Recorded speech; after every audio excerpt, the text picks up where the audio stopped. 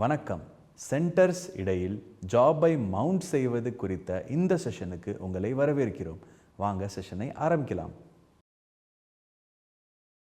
இப்போது இந்த பதிவின் நோக்கங்களை பார்ப்போம்.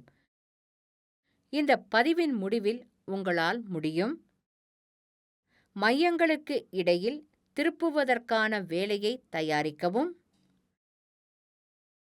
நேரலை மற்றும் இறந்த மையத்தை சரியான சீரமைப்பை அமைக்கவும், கேட்ச் பிளேட்டை ஏற்றவும், வளைந்த வால் கேரியரை அமைக்கவும், மையத்திற்கு இடையே உள்ள வேலையை ஆதரிக்கவும். இந்த செயல்பாட்டை செய்ய தேவையான கருவிகள்: facing tool, centre drill, drill chuck, driving plate, live centre, dead centre,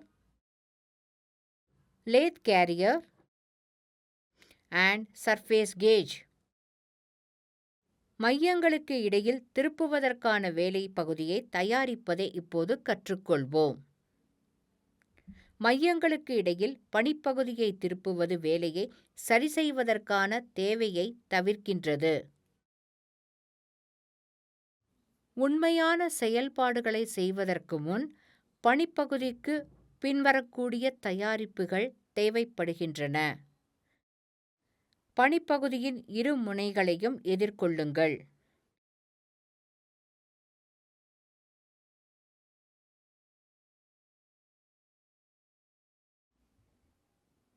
இரண்டு முனைகளிலும் மையத் துளையிடல் செயல்பாட்டை செய்யவும்.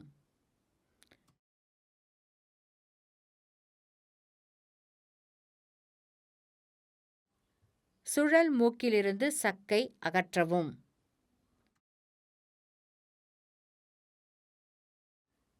டிரைவிங் தட்டு அல்லது கேட்ச் பிளேட்டை அசெம்பிள் செய்யவும்.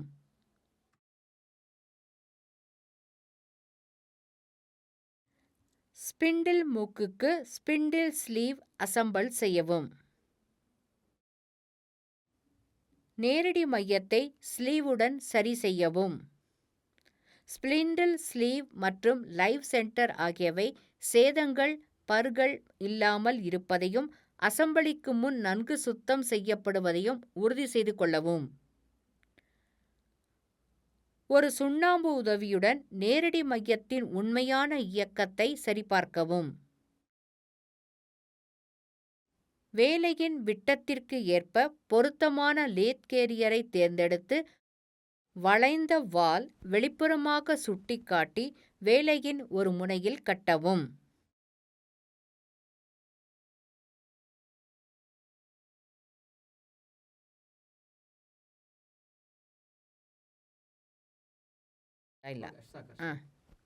முடிக்கப்பட்ட மேற்பரப்பை கொண்ட வேலை துணுக்கு திருகு முனைக்கும் பணிப்பெட்டிக்கும் இடையே ஒரு சிறிய செம்பு அல்லது பித்தளை செருகுவதன் மூலம் பாதுகாக்கப்பட வேண்டும். டெயில் ஸ்டாக் ஸ்பிண்டில் டெட் சென்டரை ஏற்றவும்.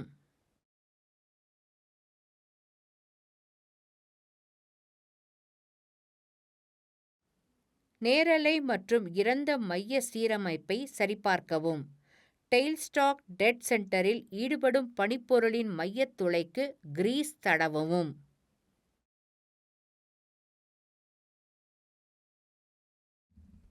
பணியிடத்தின் நீளத்திற்கு ஏற்றவாறு டெயில் ஸ்டாக்கை படுக்கையில் உள்ள நிலைக்கு நகர்த்தவும். டெயில் ஸ்டாக் சுழல் தோராயமாக 60 முதல் 100 மில்லிமீட்டர் வரை டெயில் ஸ்டாக்கிற்கு அப்பால் நீட்டிக்கப்பட வேண்டும். டெயில் ஸ்டாக் கிளாம்ப் நட்டை இறுக்குவதன் மூலம் டெயில் ஸ்டாக்கை நிலைப்படுத்தவும். கேஜ் பிளேட்டில் உள்ள ஸ்லாட்டில் உள்ள லேத் கேரியரின் வால் மற்றும் லைவ் சென்டர் புள்ளியுடன் வேலை மையத் துளையை ஈடுபடுத்தவும்.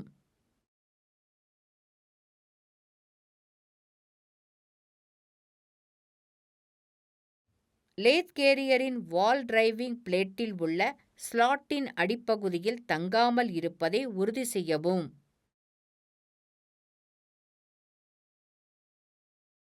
டெயில் ஸ்டாக் ஸ்பிண்டில் கைச்சக்கர சுழற்சியின் மூலம் டெயில்ஸ்டாக் ஸ்பிண்டில் முன்னேறி இறந்த மையத்தின் புள்ளியானது வேலையின் மையத் துளைக்குள் சரியான இருக்கையுடன் நுழையும் வரை அனைத்து இறுதி இயக்கத்தையும் நீக்குகின்றது.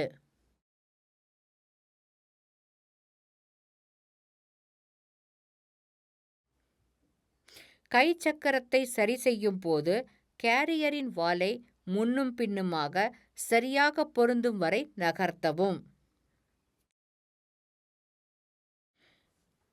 இந்த நிலையில் டெயில்ஸ்டாக் ஸ்பிண்டில் கிளாம்பை இறுக்கி எதிர்ப்பானது மாறாமல் இருப்பதை சரிபார்த்து கொள்ளவும்.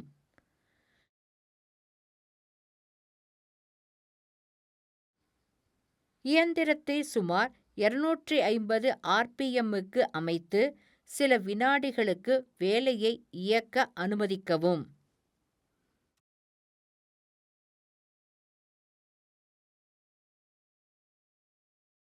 எதிர்ப்பை மீண்டும் ஒருமுறை சரிபார்த்து தேவைப்பட்டால் டெயில்ஸ்டாக் ஸ்பிண்டில் சரி செய்யவும்.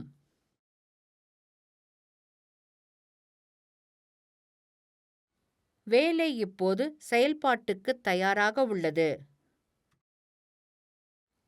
மையங்களுக்கு இடையில் வேலையை நடத்துவதற்கு முன் மையங்கள் சீரமைக்கப்பட்டுள்ளதா என்பதை உறுதிப்படுத்திக் கொள்ளவும். மறுபரிசீலனை செய்ய நாங்கள் கற்றுக்கொண்டோம். மையங்களுக்கு இடையில் திருப்புவதற்கான வேலையை தயாரிக்கவும். நேரலை மற்றும் இறந்த மையத்தை சரியான சீரமைப்பை அமைக்கவும்.